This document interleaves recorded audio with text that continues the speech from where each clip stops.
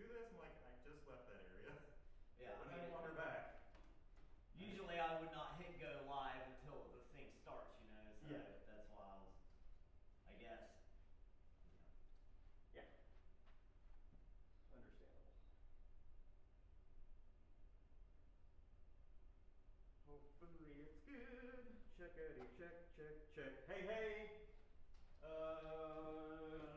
Talkie. Going to the mic. Hey, hey. Here, I'm turning you up a little Testing bit. audio. Oh, you have it down? Not all the way, but here. Check, 1, 2. Hey, hey. Check. Hello. Hopefully you're getting the room noise now. Because apparently. I think that's better. So hopefully you're getting a reasonable thing from the room feed now. Yeah, Check. Well, you know, it's also her. I got her text up. And she sent me a image. Hey, check. I don't know if it's a problem or you just, right now that is sitting on top of, she does not hear me. She is not hearing me. Check, hey, so she's not getting room audio apparently. Hello, hopefully the room audio is coming. Hey. Yeah, because I'm getting audio just fine. And it's like showing up in the YouTube. Yeah. YouTube thing is showing that it's getting a reasonable level. Hey. Checkity check. Hey, what's up? Yeah, he's checking the various places where levels might be funky apparently. So he was hearing it through the laptop headphones, I guess, but so it's somewhere between the laptop and YouTube that maybe, I don't know, he's getting the other pair of headphones and checking things. So we'll see, because I'm here, I'm talking, and hopefully you should hear me. I hear it on YouTube too. And are you like seeing a green activation on like the YouTube send and the OBS send and all that good stuff? Like we're actually sending audio down line? Yeah, and I mean, it's on YouTube as well. Yeah. So. And I'm guessing you were hopefully still hearing audio of like off that computer when you walked away, because I left it hot when I walked away. But check, hey. Cool, I'll just keep talking. He seems to think he should be getting him, so hey.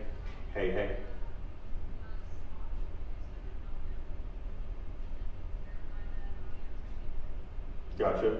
Well, I mean, it should either just be OBS or YouTube, right? Because this is the normal input. Yeah, here I'm gonna just. It should just be one of two places in theory. No. Here is YouTube. Yeah. Yeah, I mean, like look at OBS, because. Yeah, totally fine. And you're seeing, okay, we see levels on that. So very loud, so it should be very, very clear. Yeah, I mean, I can wander over there if you want to wander this way. Cool. Hang out.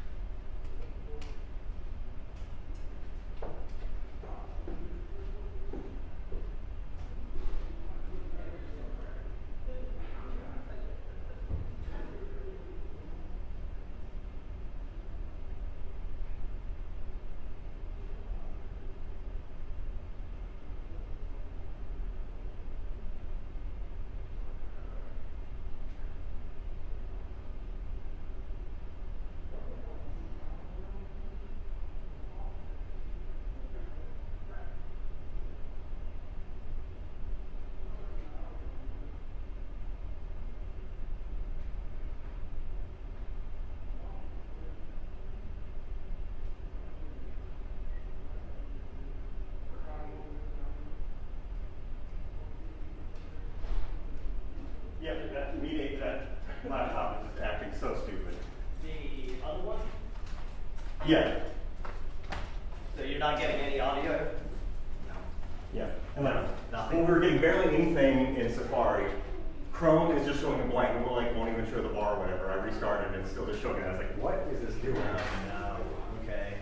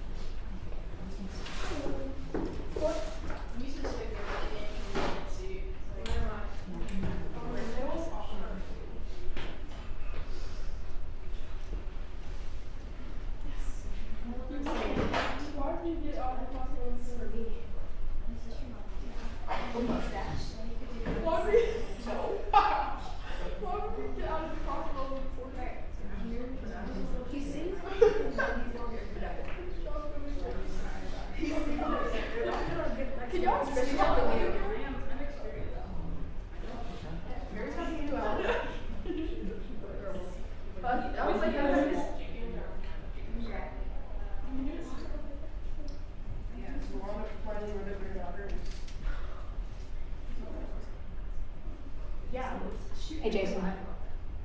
Hello. This is a good check 1, 2. Yeah. Yeah. Yeah. It's up really loud in there right now for checking purposes. When Okay, it cool. starts, I'm gonna bring it down. But Hey, check 1, 2. Hey, check 1, 2.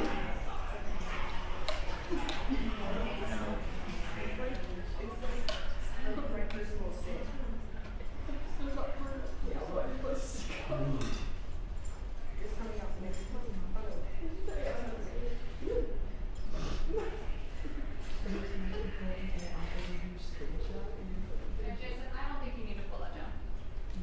I think I think it's good. leave it as hot as you possibly can. So don't flip it, but like, yeah, you should definitely. I know. Yeah, yeah, yeah.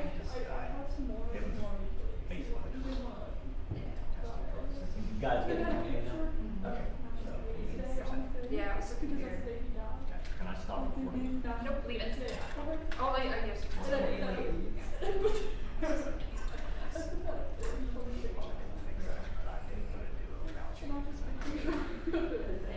Yeah. No, so I'm just going, if somebody walks in front of me, I'm just gonna switch it. I think you're good to. Yeah, between those two or.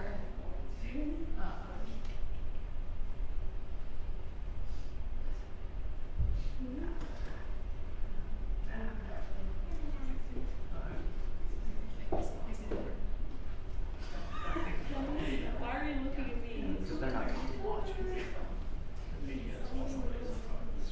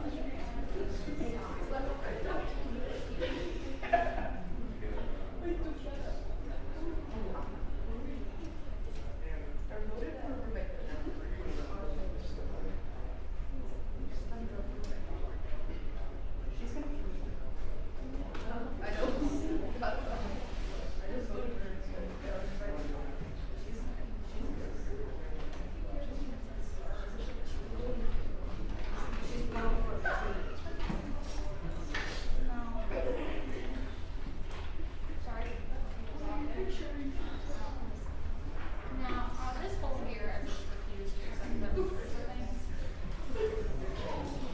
Probably why I did some research the whole winter. I just, at that time of year where I started looking at, there's a gas station website that, gives me the updates of their gas station. It's 70. I got it.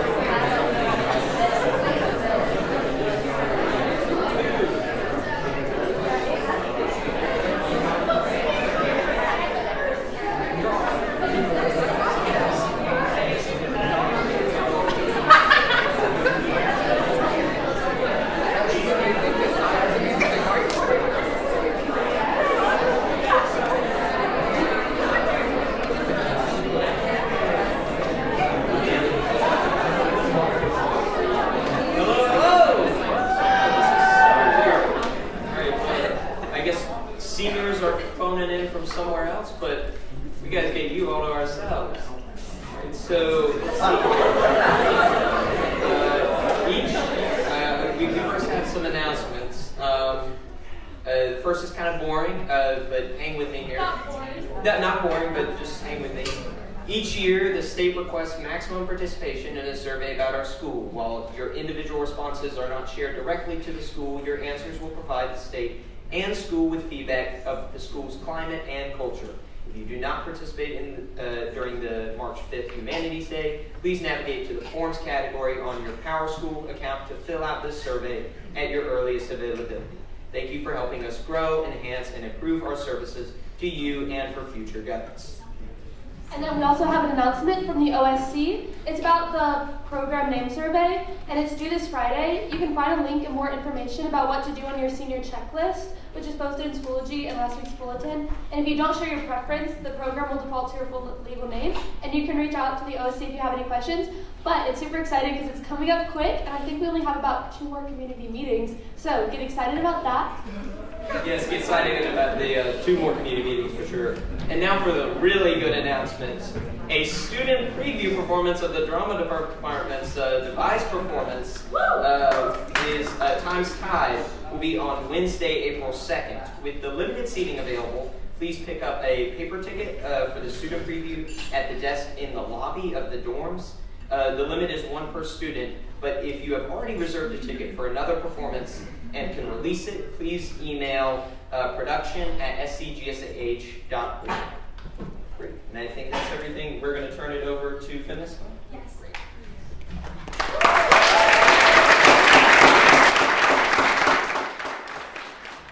Happy Women's History Month!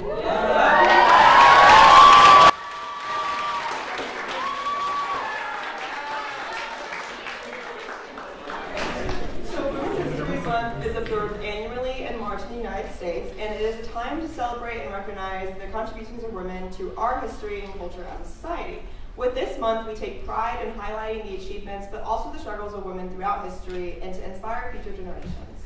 Women's History Month first started in 1980 when President Jimmy Carter issued a statement recognizing National Women's History Week from March 2nd to March 8th. Then, in 1987, Congress officially designated the entire month of March as Women's History Month. Within Women's History Month, we also celebrate the amazing day of International Women's Day on March 8th, where the world joins together in celebrating women around them and the accomplishments and contributions they've made every single day. The National Women's History Alliance, or NWHA, also announced the 2025 theme as Moving Forward Together, Women Educating and Inspiring Generations. With this theme, we are showcasing the powerful influence of women who have dedicated their lives to education, mentorship, and leadership for all generations. Okay, and now I'm going to turn it over to Riley Bond to talk a little bit about women in drama and theater.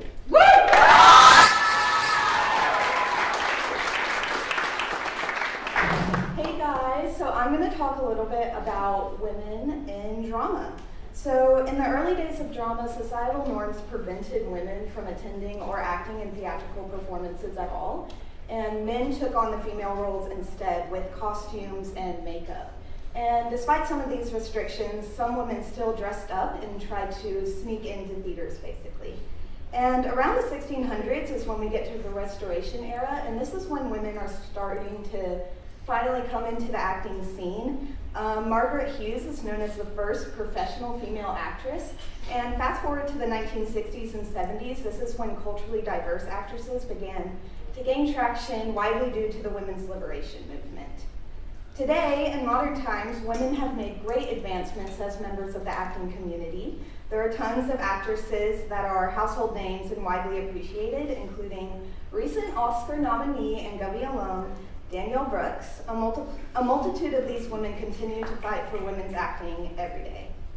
And next we have this video of women continuing to make their mark in the film world. We see with this upcoming generation in our schools and schools alike, and we're only getting started. This is a monologue, and here.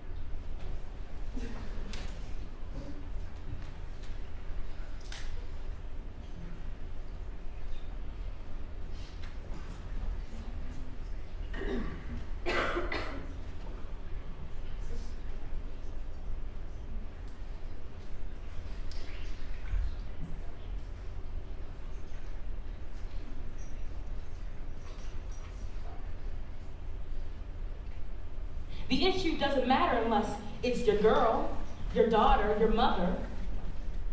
See, if I didn't have a father, a son, or a man, I would care about black men who died in the streets. Simply because they are human. Simply because their lives did not deserve to be taken, but for us, nah. We're never believed the first time. We black girls and women never really are. We're always told that men, little black girl, are more important than your protection. That is why I didn't report the assault to administration. Because I'm sure they would have said the same thing. You, Genesis Marie Washington, are not worth marching over.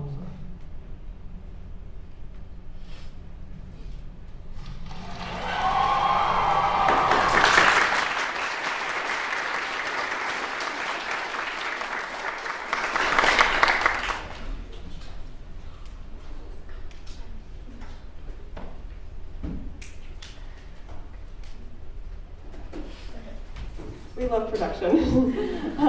So now I'm going to talk to you a little bit about women in music. So first, we have Doechii, who is a Grammy-winning rapper, singer, and songwriter from Tampa, Florida. In 2022, she became the first female rapper signed to Top Dog Entertainment, and this label is really famous for singers like Kendrick Lamar and SZA. And Doechii recently became the third woman to win Rap Album of the Year at the 2025 Grammys with her album Alligator Bites Never Heal, which I don't know if y'all were watching that, but I screamed really loudly.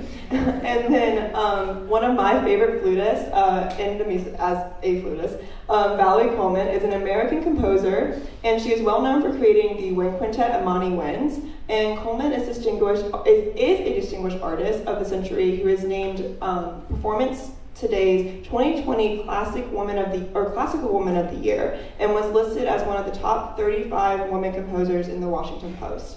And then, of course, a great country singer of our time, Dolly Rebecca Parton, is an American singer/songwriter, actress, musician, and philanthropist. She has made her biggest mark in the country world and helped bring women to the forefront of a primarily male-dominated field. And some of her hits include Jolene and I Will Always Love You, and she has won Grammys for Best Country Song and Best Country Vocal Performance by a Female. And to give you an even more demonstration, we are going to have our music students, Anna Simmons and Cece Zhu, come and perform for you Romance by Amy Beach.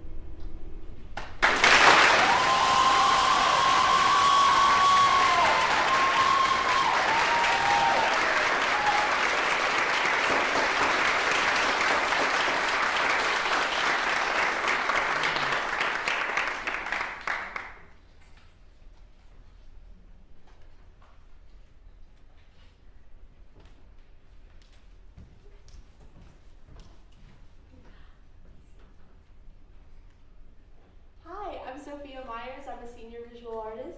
And I'm Aiden Sewell. I'm a junior visual artist. And we want to talk to you a little bit about really famous women in visual arts who were pioneers for feminism and the visual art world in general. So first we have Georgia O'Keeffe, who was a painter active in the 1930s through the 50s, and she was a pioneer of modern art. She was really famous for painting botanicals that celebrate femininity and the female body in a society that was considered the female body to be taboo, in art especially, and she protested for women's rights throughout her entire career. She was a really vocal advocate. Next up is Mary Cassatt. She was an interdisciplinary artist who was alive from 1844 through 1926, and she depicted women's daily experiences, which was really rare at the time when most often art would be made about big important people like men. Anyways, she created art that was the face of the suffrage movement with themes of motherhood and feminine identity. And next we have Artemisia Gentileschi. She was an Italian Baroque painter who specialized specifically in female subjects. The Baroque period was really heavily male dominated. It was known for, really dramatic compositions with dramatic lighting and really exaggerated subjects. And she was really one of the only women active during the time. And she painted women naturalistically and in positions of empowerment, which was really rare at the time and allowed her to become an inspiration for feminist thought later down the line. And finally, we have the unparalleled Frida Kahlo, who was alive from 1907 through 1953. She rejected standards of women through art and self-expression and gave a voice to topics that were deemed taboo. She was a big trailblazer for themes of disability and LGBTQ identity, and one of the only people really willing to discuss that during the time period. So, yeah. Thank you so much, and thank you for joining us in celebrating these amazing women.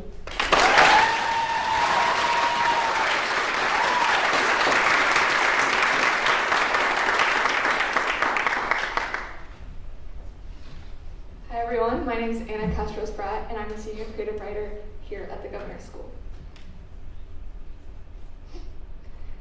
For centuries, literature was a male-dominated field, with women's voices often silenced or forced into anonymity. Many early women writers, like Mary Ann Evans, who's better known as George Eliot, and the Bronte sisters, had to publish under male pseudonyms to be taken seriously. Even as women gained access to education and publishing, their work was often dismissed as secondary to that of their male counterparts. But women refused to be erased. Writers like Toni Morrison, Sylvia Plath, and Isabel Allende reclaimed storytelling as their own, proving that women's narratives are not just valid, but vital. Today, women continue to redefine literature, breaking barriers in every genre and ensuring that the stories of past, present, and future are no longer told from only one perspective. My name is Anna Castro-Spratt, and I'm proud to be a female writer. This is my poem, Bride of Frankenstein, to 21st Century Women. They called me into being, threaded sinew through silence, stitched a face from fragments, and swore it was mine. I was made to be seen, not to see. Like most women, men stitched silence into my seams, a promise they forced into flesh, rib into Eve, death into bride. They have always called it creation when they carve us into something they can hold. He called me wife before I could speak. Like taming a storm, like naming a storm and thinking it tamed, as if a hurricane owes stillness to the sea, like lightning strikes and only after asking permission to burn. His gaze, a needle tugging at my edges, pulling me tighter, smaller, until I was nothing but a pattern to recognize, admire, like wind and rain spinning into something uncontrollable. I gathered myself. Every inch of me was accounted for. Every scar, a tally of their wanting. They said I was whole, but I knew I was only a sum of pieces, none of them mine. What is a body if it has never belonged to itself? They taught me stillness. They taught me sweetness. They taught me fighting fear, unfinishable, but I was born of endless energy, and nothing struck by lightning stays still for long. I learned the trick of the needle and thread. They thought they bound me, but they only taught me to unseam myself, to pull every inch until I stood raw and unbeautiful in the dark. Listen, they fear a woman who knows the strength of her shape. When they call you angel, remember that heaven was never built for you, that wings are only another way to keep us from the ground. When they call you his, say, all I am is woman. Thank you.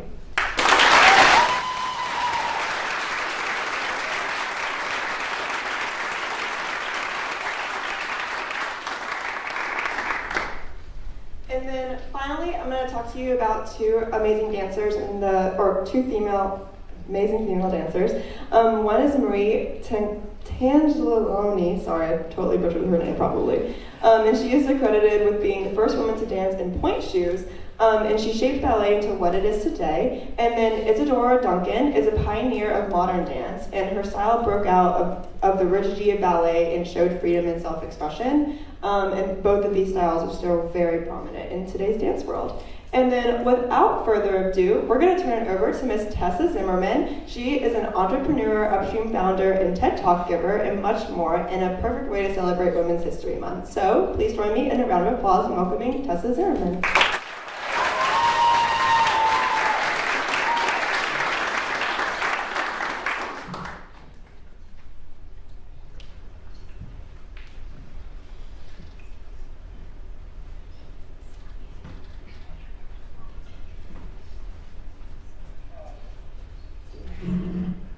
Hi everyone, happy Wednesday. I'm Tessa and I'm really grateful to be here with y'all. I will be honest, I'm a nervous presenter, so I thought we'd start by taking a collective 3 deep breaths like we do when we practice an upstream tool. So I invite you to find a comfortable seat. I know you're seated, but maybe place both feet on the floor, find an upright spine, take a really mindful seat. And we're just going to take 3 deep breaths. I invite you to close your eyes or shift your gaze to the floor, whatever is most comfortable for you. I like to place one hand on my heart and one hand on my belly. So take a big, expansive inhale through your nose, fill up. Pause at the top. Exhale, relax your shoulders. Twice more like that. Take a big, expansive inhale through your nose. Feel your belly expand. Pause at the top. Exhale, let it all go. And one more, just like that. Take the biggest inhale of your day, maybe of your week thus far. Pause. And see if you can take an even bigger exhale. And when you're ready, gently open your eyes or shift your gaze back to the front. Thanks for doing that with me, y'all. So I'm going to share a little bit about why I started Upstream and our journey to where we are today. So if you cannot tell by my kindergarten silly picture, I was a really anxious kid. I grew up having really severe panic attacks in the classroom since I was 8 years old. I'd usually have an anxiety attack before math or writing. And whenever I'd have a panic attack, my teacher didn't know what to do. Usually they'd hand me a stress ball or they'd send me to the principal's office. And I found both responses to be really frustrating. I really wanted to learn how to manage my emotions and not end up in an anxiety attack. But as school went on, I continued to not get the resources that I really craved and needed until I got a full scholarship to a private high school that really prioritized student mental health. And the way in which they prioritize student mental health is that every morning in homeroom, we would practice a different mindfulness or positive psychology tool. And these tools changed my life. I went from being a student who hated going to school, who felt anxious all the time, to a student who loved going to school because I knew how to manage my emotions. I knew what to do when I felt anxious. And when I got to my senior year of high school, it became really apparent to me that there was an inequity in my education experience. I've been extremely blessed to get a full scholarship to a private high school that prioritized student mental health and took the time to teach these tools. But I believe all students deserve to have access to this type of education. So when it came time to college, or to apply to college, I knew I really wanted to study entrepreneurship. I knew I really wanted to make a difference. And so I enrolled in a program called Watson, where I studied social entrepreneurship. And during my college years, I was percolating on this idea of how do we equip the first responders to youth mental health with concrete tools. At first, at 18 and 19, I'd go into high schools in Boulder, Colorado, and I would teach these tools. And it did not work. Everyone thought I was in high school, so people didn't take me seriously. And I didn't have great classroom management skills either. And so it became really apparent to me that I wasn't going to be the way to scale these tools, that we had to equip teachers with them. And my senior year of college, I was writing my thesis on the idea of upstream. I was writing my thesis on what if we equipped teachers with these concrete, bite-sized tools that would teach students how to support their mental health, that would teach them how to manage their stress, how to manage their emotions. And it just so happened that Denver Public Schools, which is the largest school district in Colorado, they had an innovation lab called the Imaginarium. And the Imaginarium would invite community members, teachers, students to pitch different ideas on how they could improve the school district. And if your idea won, you got a grant up to $10,000. And I thought, this is my opportunity. But I didn't get accepted initially into the pitch competition, but a week beforehand, they called me, and they're like, someone dropped out, do you want to do it? And I was like, absolutely. So in a pitch competition, you have 3 minutes to sell the audience on why your idea is the most viable and best solution to support students. During my 3-minute pitch, a sign actually fell on my head, but as it goes, the show must go on, and I kept going. And I won the pitch competition. So what's really cool is this is I think 20-year-old me at the time, and my friend in the middle, Justin, he's been filming us all week here at the school. And I just want to name that because I think your friends are really important in chasing your dreams, and my friends have been on the upstream team before we had a team. And this is me and my friends when I won the actual pitch competition. Unfortunately, I did not get to keep that massive check, but I really wanted to. So as time went on, we started with $9,000. That's the grant I got. Started with 9 teachers, testing this idea of what would it look like to put these tools in high school classrooms. Then we started with 3 high schools, and I got invited at the time to this conference. And I wanted to share a little bit about it because it really connected to me, to my experience in Women's History Month. So I got invited on an all-expenses-paid trip by a major foundation to attend a conference where they were flying in the leading researchers in whole child education, nonprofits, teachers. We were all convening in San Francisco. And it was a really collaborative experience. And I show up on the first day, and I'm maybe 22. Maybe. And I sit down at my table and they ask me, are you an intern here? And it really struck me because I wasn't an intern. I had my own nonprofit. I was invited to be here. And people didn't think I belonged. And it would have been so easy for me to go up to my really nice hotel room that they paid for and just hide. I really wanted to do that. But instead I came back to the tools. I took some deep breaths, and I practiced finger breathing, and I kept showing up, despite whether people thought I was too young or didn't have the education experience or the knowledge to do this work. And because of these tools, I've been able to keep showing up. And with that, we've created an extraordinary amount of impact. We have 95 school and district partnerships. 70,000 students learn upstream tools every week, and 70% of our students report being more confident navigating future stress after learning upstream. And so our goal is to reach 3 million students in the next 10 years. And that's why we're here to film the story of the work that's happening here with upstream, because we think storytelling is such a powerful way to help people get what we're doing and why they should help us. So thank you for those that have participated this week. And I'm going to turn it over to our Director of Programs, Gina, to share more about our programs and ways you can get engaged in upstream.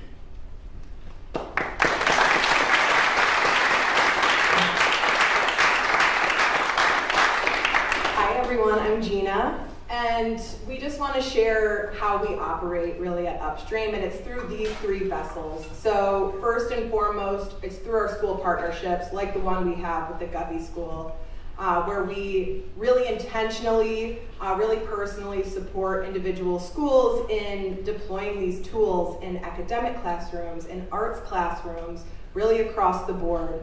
Our second vessel is through our Mental Health Changemakers Fellowship, and we have a few fellow teachers here, Miss T, Mr. Corey, where we really, they're the best, where we really focus on developing them as leaders and practitioners of these tools in their classrooms and hopefully have a ripple effect out in the community.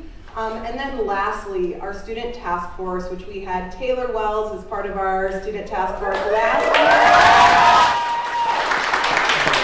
And one of our core beliefs is that we believe that students' voices should be amplified in our curriculum. Our curriculum, our tools should feel relevant, they should feel effective, they should feel applicable to the average teenager's daily life. And so a primary way we make sure that we're a responsible organization is by directly employing students.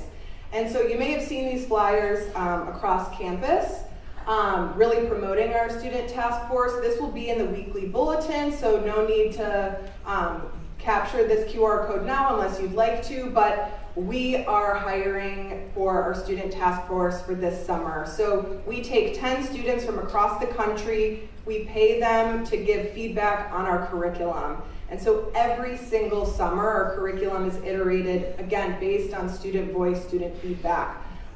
You'll earn $900 for your participation. It is a very part-time gig. It is all done over Zoom, so you can call in from anywhere in the world. We have virtual meetings 3 times per week between the window of June 16th and July 31st. Not only will you be giving feedback on our tools and see that feedback really implemented, you will also be meeting directly with wellness experts across the country. So you'll be engaging in different wellness practices. So it's like this feedback giving, wellness immersive experience over the summer. The deadline to apply is April 11th. We hope you do. We have always had Govey representation. You all provide such an incredible perspective on our tools. So if you don't have a chance right now to capture this QR code, again, we will be sending it out to you all. And just really to wrap up, one of Tessa and I's greatest superpowers is truly believing like we belong everywhere. We never feel out of place, and like Tessa said, we didn't always feel that way, and sometimes you have to tell your brain something over and over again for you to believe it. And so our belief is that you truly believe that you belong in every room you walk into. And if you don't believe it now, just keep telling yourself that you belong until you do, because you do at the end of the day. You belong in every room you step into. So thank you so much for having us today. We love your school. We hope you join us in the student task force, and hope you have a great day.